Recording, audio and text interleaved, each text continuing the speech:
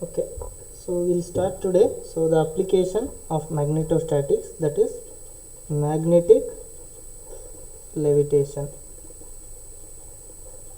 Okay, so what is actually this magnetic levitation? So we have already know that the gravitation of earth, the force of the gravity is very much strong for the objects. So whenever we drop the object from particular height, so this actually the object will be very much attracted by the gravitational force. Okay, so now this magnetic levitation is the one, so where we have to fly the object with against to the gravity. So that is what the levitation, that is we are pulling the object opposite to the direction of the gravity. So that's why so many years this challenge is facing, and many applications are developing by scientists and engineers. So even we can take the example of aircraft. Okay, so aircraft is one of the example for levitation, that is it is going above the gravitational force. So that is we'll call it as the levitation device. So where it is flowing, so that is aircraft is floating so in the air, so against the gravity of the earth. So now this magnetic levitation also called as maglev. Okay, so the magnetic levitation short form will actually call it as maglev. So it is actually the way of using the electromagnetic fields, that is particularly the magnetic field, okay, to so float the things so in the air without any some noise or external need of liquid or something. Okay, so or externally we cannot use the air, just using the electromagnetic fields we can float the objects above the earth. Okay, so that is what the levitation means. So now this it is actually the means of floating. So say for example if we take magnets, so we'll float one magnet over the other. So that is actually the meaning of this maglev. So floating so one magnet over other. So that is what actually maglev. So actually this is first done the experiment by Earnshaw. So he told that it is actually impossible to achieve static levitation. That is what is meant by static levitation in the sense, so we need to so put the object or some height, the floating object, so against the gravity. So that is what static levitation. That means so a combination of fixed magnets or even electric charges which are floating in the air, or stable suspension we can call it as. At some position we have to put the magnet so against the force of the earth, that is earth gravity. So that is it is impossible, so he told by his experiments. But even so we can achieve the levitation by using some other methods. So now that what are all the methods we can study, so that one of the method we can able to achieve this magnetic levitation using the diamagnetic materials. Okay, so that are diamagnetic materials. Even we have paramagnetic materials and even other materials also, but these diamagnetic materials, so these are the materials so which we have the ability to so expel that magnetic field, or we can repel that magnetic field. These materials, so it is able to repel the so magnetic field. So that is what the force between Hello, this sir. yeah. Sir, it is not audible, sir. Okay, so this is actually the magnetic levitation. So that is the application where we are actually looking in magnetostatics, also called as maglev. So this actually the, if you take the example of the magnetic levitation, so there is a aircraft. So generally we have the gravitational force, the earth's gravitational force. So whenever we put some object against this gravitational force, so that we will call it as the levitation. So one of the example is aircraft. So it is flowing against the gravitation, that is flowing in the air against the gravitation. Even the static levitation is there. So what is actually the static levitation is nothing but floating one magnet over the other. Okay, so that is at some suspended, so the one magnet will be suspended at a height of some height in the air, so against this force of the gravity. so or gravitational force. So that is actually the static levitation. But Earnshaw, one of the scientists, he told that it is impossible to suspend a object, so over the that is over some height in the air. It is impossible to achieve the static levitation, but we can achieve that dynamic levitation, so by using some means. So now what are all those to achieve magnetic levitation is, so by using the diamagnetic materials. So what are these diamagnetic materials? These materials which actually repel the magnetic field, or which having the repulsive force with respect to the magnetic field. Even we have the ferromagnetic material, okay, ferromagnetic materials, and also we have the paramagnetic materials.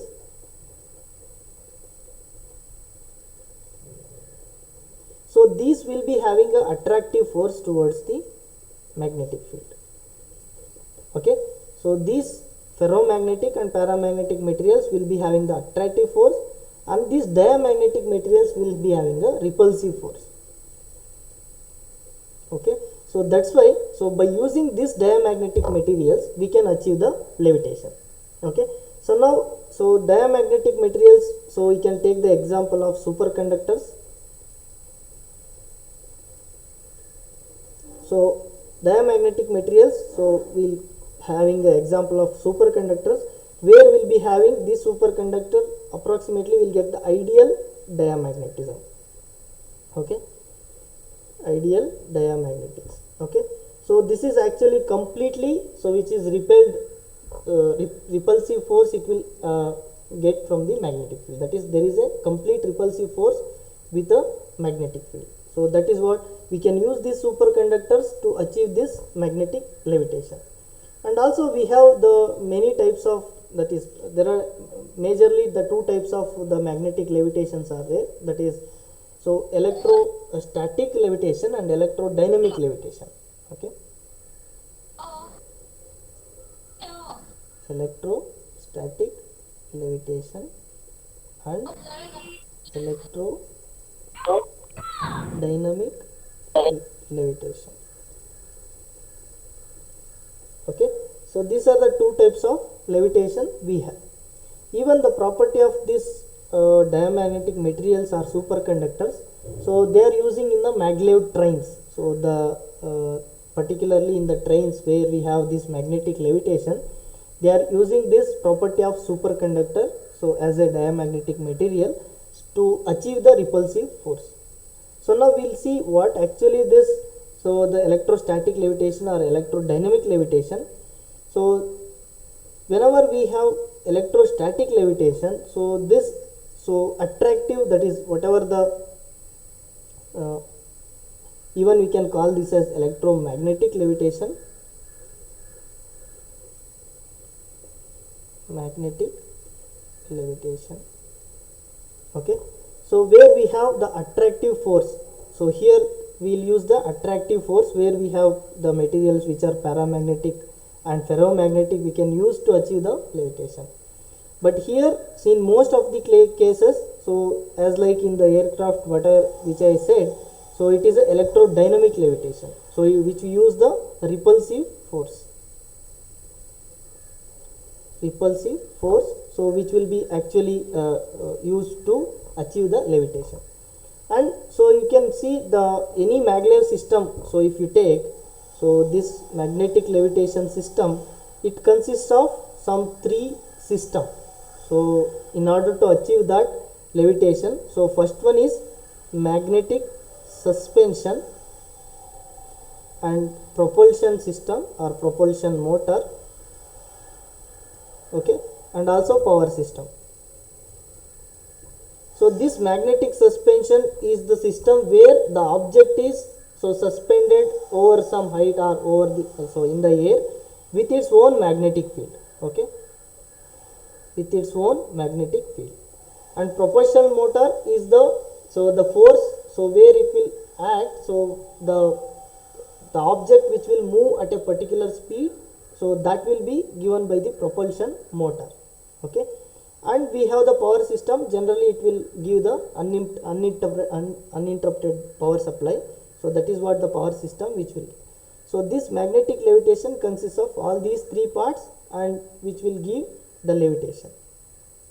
And even we have, so we know that the materials which will magnetize in a magnetic field, that is the materials in a magnetic will get magnetized. Okay, so the most of the materials, like, so if you take the water, okay, or even so air, or even some other materials like wood, plastic, whatever it is, so these are all the the diamagnetic materials. Okay, where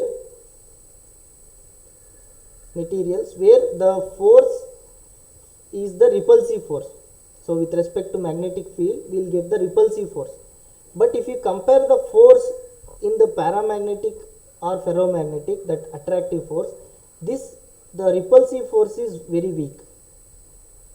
Okay, the repulsive force is very weak compared to attractive force. So this repulsive force in the diamagnetic materials, like, so whatever the examples which I have taken, which are very weak compared to the attractive force, which is actually obtained by the ferromagnetic or paramagnetic materials. Okay, so now the repulsive force is, so as I said, which is very weak, so that even, so we can use the repulsive force, so due to magnetic field, so on the diamagnetic object. So if it is equal, so if I take the diamagnetic material, say for example, if we have some object, okay, so diamagnetic object, so which is having a magnetic field, so where we apply the magnetic field, and this is the force due to gravity. So now this is the force, that is levitated force. Okay, so now if we take the magnetic field and if you apply to the diamagnetic object or diamagnetic material in a certain magnetic field, so whenever the diamagnetic object's weight, okay, so if I take the weight of the object, if it is so exactly which is equal to the weight of the object, that is whatever the magnetic field on a diamagnetic object, if it is equal to exactly weight of the object, then we will able to get the object in the, so that is suspended in the or levitated in the air, or we can get the levitation so of this object. So that is how we can able to get the levitation due to these materials, because of the repulsive force, so which is produced due to this material. And also this magnetic field required for this type of levitation, so which is very high. So whatever the magnetic field we need to apply, so this is in terms of 17 Tesla, or even so this much amount of the magnetic field which is required, that is very huge. Okay, so in order to get that object in the air, so that is very much high force is required, or the magnetic field strength is very much required. So that is why, so this levitation, so even methods are finding out to different methods to they are finding out to get the levitation. So and also, so to produce this much such large fields, so or large magnetic field, so that is why we need superconductors. Okay, so these superconducting magnets or superconductors, so they'll try to produce this much high magnetic field strength. Okay, so even this complete maglev which relies on this superconductor, nowadays this whatever maglev trains are, so this other objects, so they are completely relying on particular applications, that is practical applications on this superconductors. So that is what so nowadays they are practically in the maglev trains they are using these superconductors. So now even other examples are like levitating displays are also there. So even by using this concept itself, they have the levitating displays. So because these are all, so this levitation, so it will be having very much high speed. Okay, so if you take the train itself, so conventional trains maybe they will be having 300 km per hour, it may be there, but these maglev trains, so they will be having a very much high speed, so which operate around 500 km per hour and all.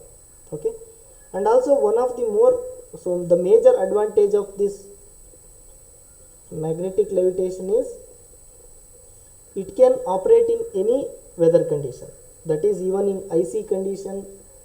Okay, so where the conventional trains, it will be little bit difficult to go in this condition, icy condition, but these maglev trains, so it can operate at any so weather conditions. So because they do not require any overhead power lines or any like other external fuels. Okay, so that is what the major advantage of this magnetic levitation. So even so, if you take the other advantages of this magnetic levitation, so it is not much expensive compared to so other whatever the existing practical application. But so once it is done, so it will be very much practically applicable in the so the trains or even in the aircrafts and all. Okay, and one more point is here. So many like many nations, they are trying to develop this magnetic levitation and maglev trains. So they are investing most of the money into this, so for developing this so levitating objects or levitating devices. So this is one of the applications where we find the magnetostatics and the application of this magnetostatics. Okay, so this is about the magnetic levitation application. So now this actually completes your third unit. So now we have still some of the other problems we can do based on the boundary conditions and even other whatever coaxial cable we have discussed, the inductance of coaxial cable and all.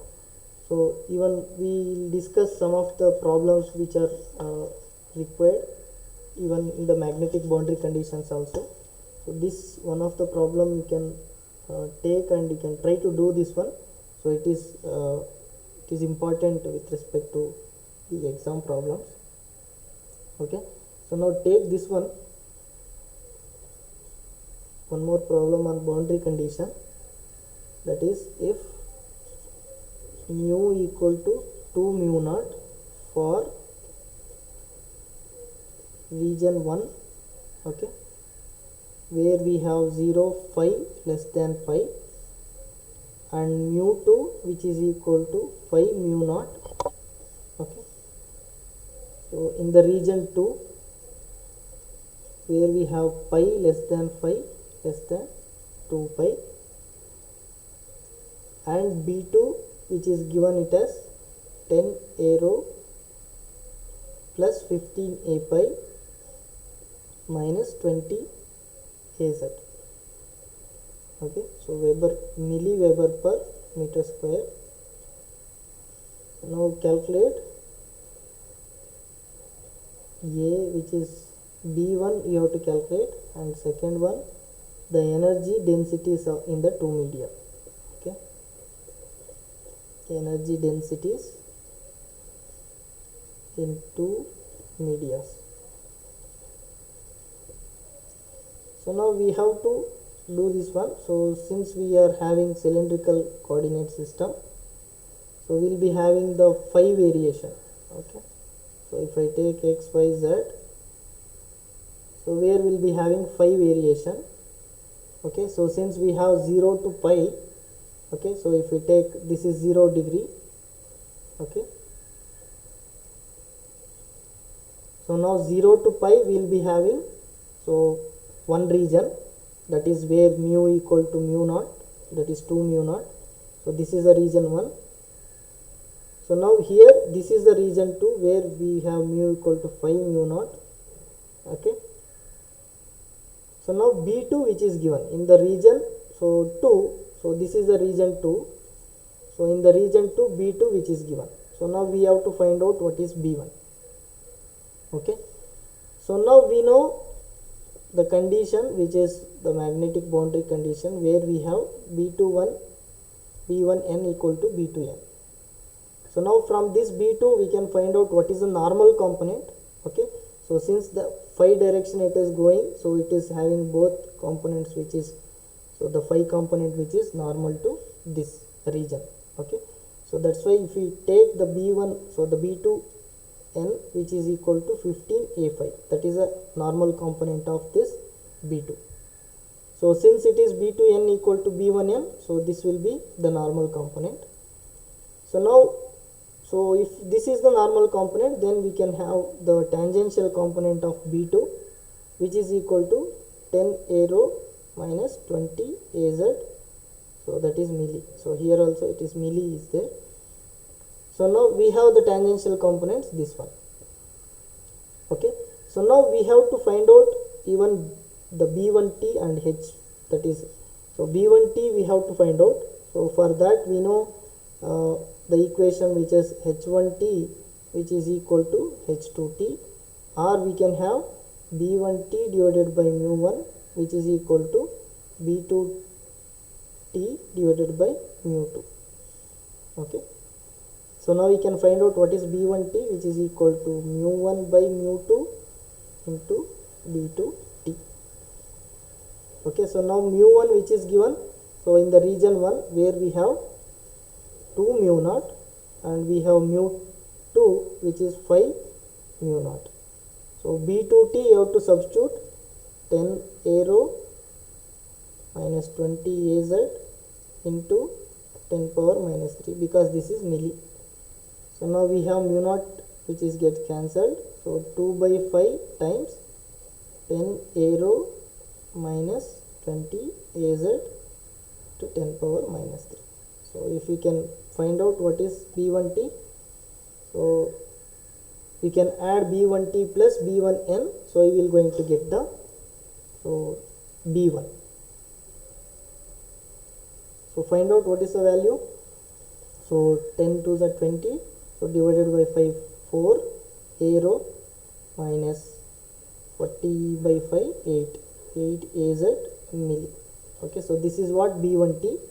So now we can able to write b1 which is equal to b1n plus b1t which is equal to 4 a rho plus 15 a pi minus 8 az milli Weber per meter. Okay, square. So this is what, so we will going to get the b1. Okay, so is it understood? Any doubt? Hello, Aish, understood? Hello, Ayush, Akshata,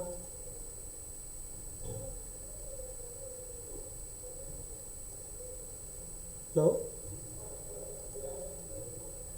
Nitish, hello, Maulya. Yes, sir. Okay, so any doubt in this, how to get b1? No, sir. Okay, No doubt, sir. so now find out the energy densities in the two medias, that is omega 1, that is wm1, sorry not omega, wm1 which is equal to half into b1 into h1.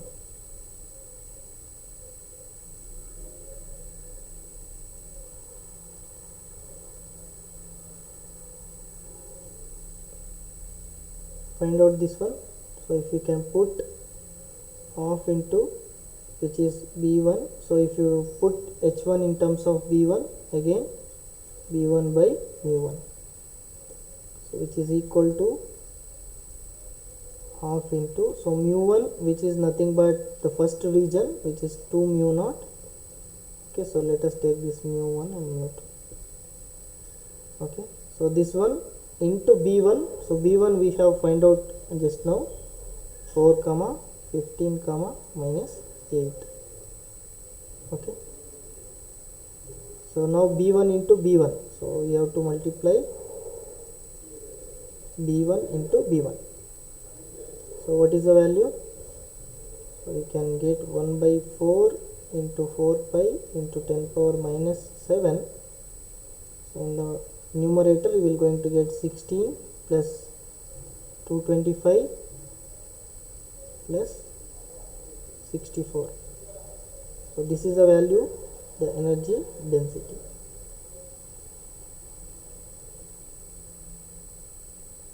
So what is the value? So you can calculate and tell me what is the omega 1.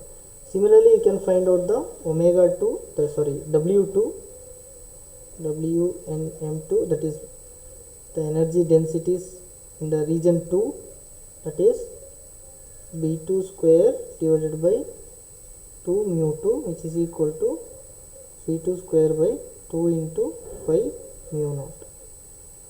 So put the value of B2 and you can find out. Tell me the answer for omega 1 and WM1 by WM1 and WM2. Calculate this and tell me what is the value.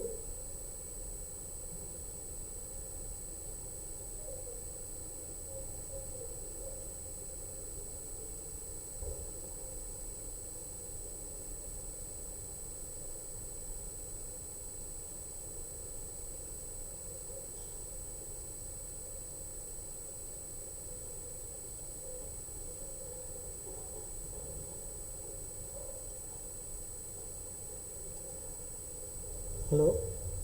Anybody done?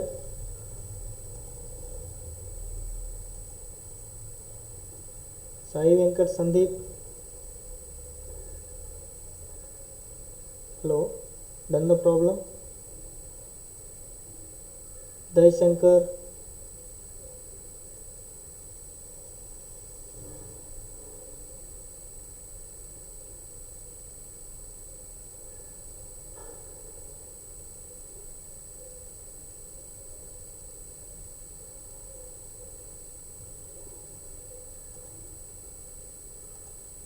Sonu Bhatt? Hello?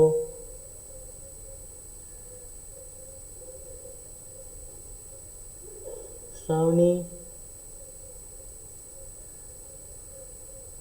Shilpa? Hello? Have you done? What is the value? Sir, 60.66 micro. 60.66 66 micro. Okay. Is it micro? Yes, sir. Sorry, mega. Mega.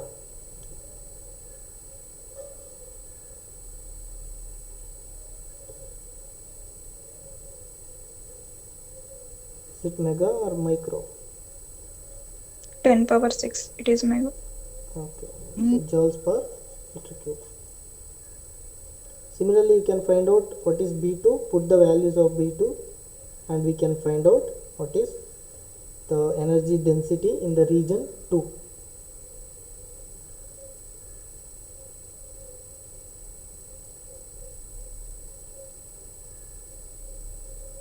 So actually here, so we have since it is milliweber, so milli into milli 10 power minus 6 it is there. Okay, so that we have left out here. So I think this mega will not come. So that will cancel each other here, 10 power minus 6 and 10 power minus 6. Okay. So it is 60.66 joules per meter cube. So B1, so here it is 10 power minus 3 is there, and this one again 10 power minus 3, since it is in the milliweber. Okay. So similarly, you can find out the energy density in the region 2.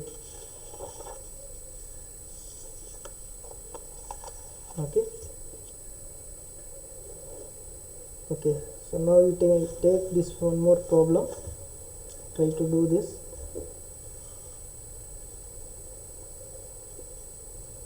The plane z equal to 0 separates air, separates the air which is z greater than or equal to 0, where mu equal to mu naught. So in this plane, let us take that region 1, which is actually which is equal to mu naught, from the iron material. Okay, from iron material. So where we have, so z so which is equal to less than or equal to 0, and we have the mu which is equal to 200 mu naught. Okay, so this is the where we have z equal to less than or equal to 0, that is we have in the second region, which will be iron material. Okay, so now we have given that H equal to 10 AX plus 15 AY minus 3 AZ ampere per meter in air. Okay, so find B. Okay, find B in iron, find B in iron, and the angle it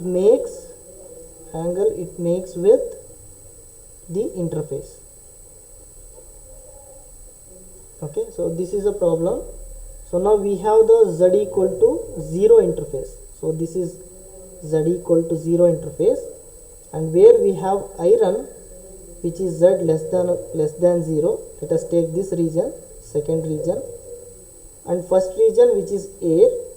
Okay, so where we have z greater than 0. Okay, so this is actually the interface where z equal to 0, and we have mu equal to 200 mu naught. Okay, 200 mu naught in the region 2, and we have mu equal to mu naught in region 1. Okay, so now this is the how we can have. Now generally we have the two components, which is B2n, and we have B2t, and we have B2. Okay, first we need to find B in the iron, so that is in this region, so we have to find out B2 in this region. Okay, but H it is given for the first one, that is H1t, H1n, and we have H1. So that is H is given in the air, so whatever the H which is given, that is in the first region, in the air region. Okay, now let us take that is H1, it is in the region 1, which is equal to 10 AX plus 15 AY minus 3 AZ. Okay, ampere per meter. Now we can see the normal component is in the direction of Z. Okay, so that's why the normal component which is equal to minus 3 AZ. Okay, so now similarly we know that, so that is H1t which is equal to H2t, but we know H1t, which is the other two components are the tangential components, which is 10 AX plus 15 AY, now which is equal to H2t also. Okay, okay, so now we can find out what is H2n. So since we know the equation which is B1n which is equal to B2n, so if I substitute this one H1n, so mu1 which is equal to mu2 H2n. Okay, so now we want H2n, so which is equal to, so that is mu1 by mu2 into H1n. So that equation we can write for H2n. Okay, so which is equal to mu1 by mu2 H1n. So now mu1 is nothing but mu naught, and mu2 is nothing but 200 times mu naught, and H1n, so we know it is minus 3 AZ. So now H2n which is equal to, so minus 3 by 200 times AZ. Okay, so what is the ratio we will going to get here? 3 by 200.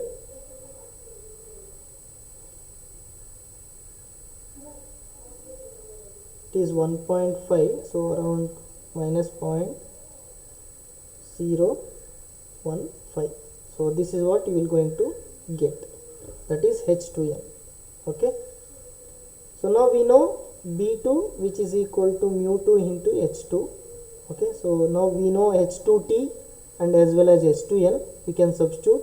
So mu2 is nothing but 200 mu naught, and H2 we have H2t component which is 10 AX plus 15 AY, so minus H2n component which is minus 0.015 AZ.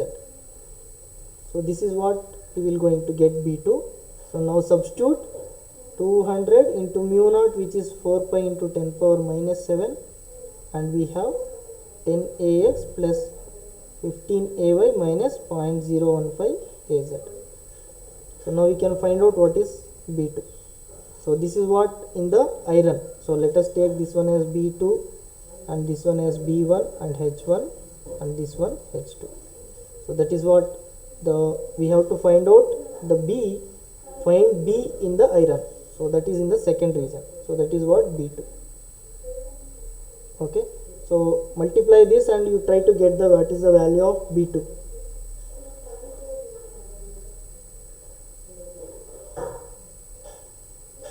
Try to tell the answer. So in terms of AX, AY and AZ, what is B2?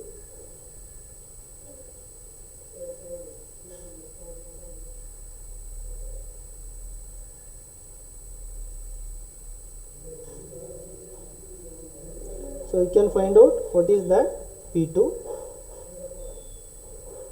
Can anybody tell what is the value you are getting?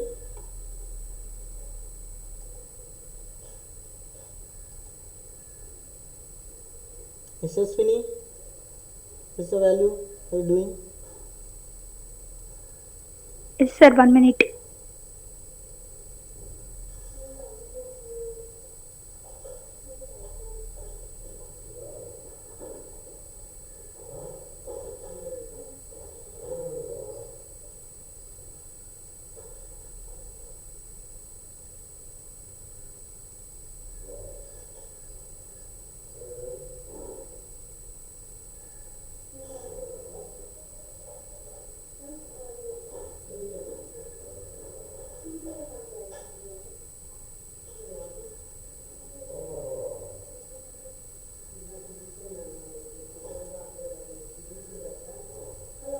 Preksha doing?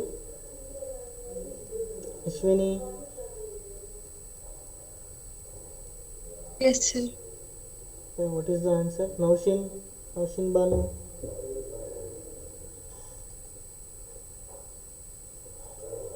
$2,513 What? plus 376.98 AY. 376 point The first 251.2 AY.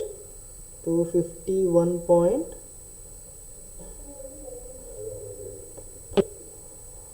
513.2 2 2000.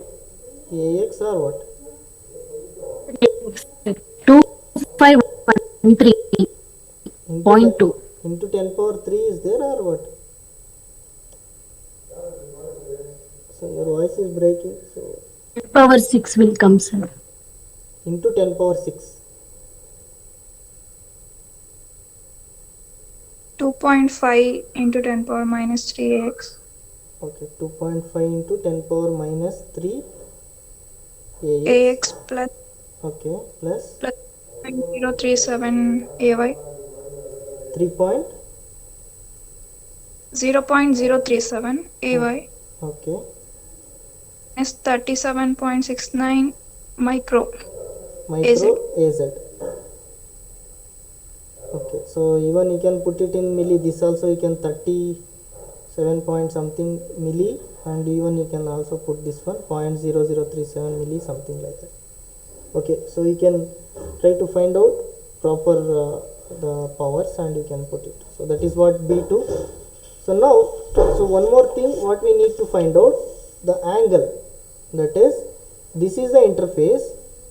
So find B and the angle it makes with the interface, that is you have the normal component and you have the tangential component, and this is the B2. Okay, so now if I take the interface, that is the B2 which is making an angle with the interface which is alpha. Okay, so now this component I can, so parallelly I can take this as also acts as B2T and this also acts as B2N.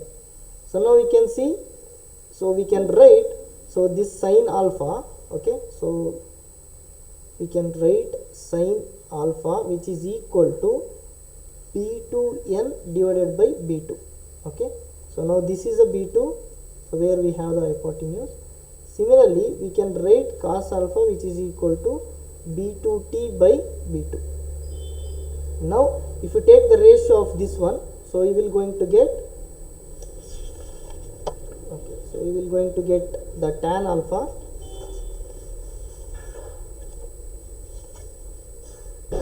if I take the ratio of that, you will going to get tan alpha, which is equal to B2n divided by B2t. So that B2 will get cancelled, B2n by B2t. Now we can substitute what is B2n, so which is a normal component of B2n. So so here you can see, so the B2 is there, normal component is the z component, so we can substitute the value of this one. So that is, this is a z component, we can substitute this value, so where we can get alpha equal to tan inverse of 37.69 to 10 power minus 6, that is micro, and B2t we have two components, that is this component and this component, so which is equal to square root of, so 2.5 milli square plus 0.037 square. So this is what the value. So take the tan inverse of this value, you will going to get the alpha. So find out the alpha. What is the value of alpha?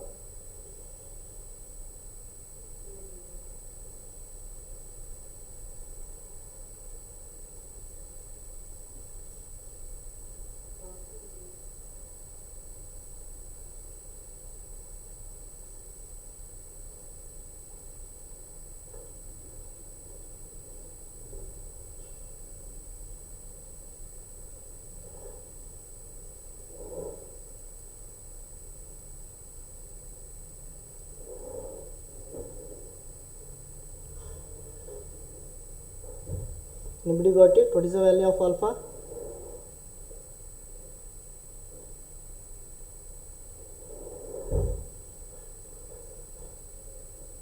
Shilpa, Oshin Banu, anybody got? Shaswini?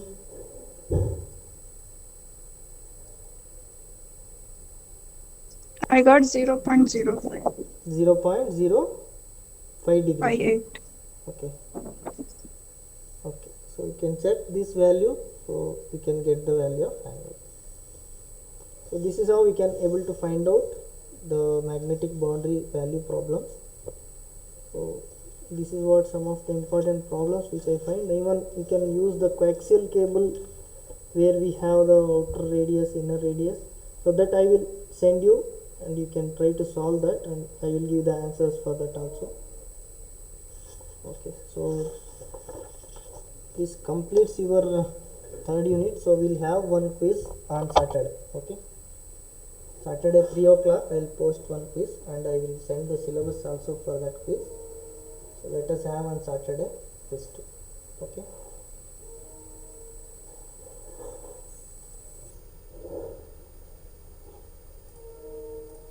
Okay, so if you have any doubt you can ask, otherwise we'll see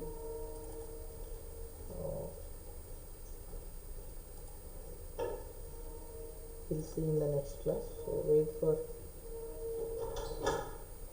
okay, I will try to take this snapshot, and I will try to get you the PDF of this, so possibly you can refer that. Okay, so if you have any clarifications you can call me, you can ask me.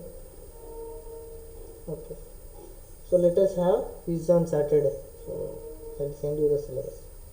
Okay.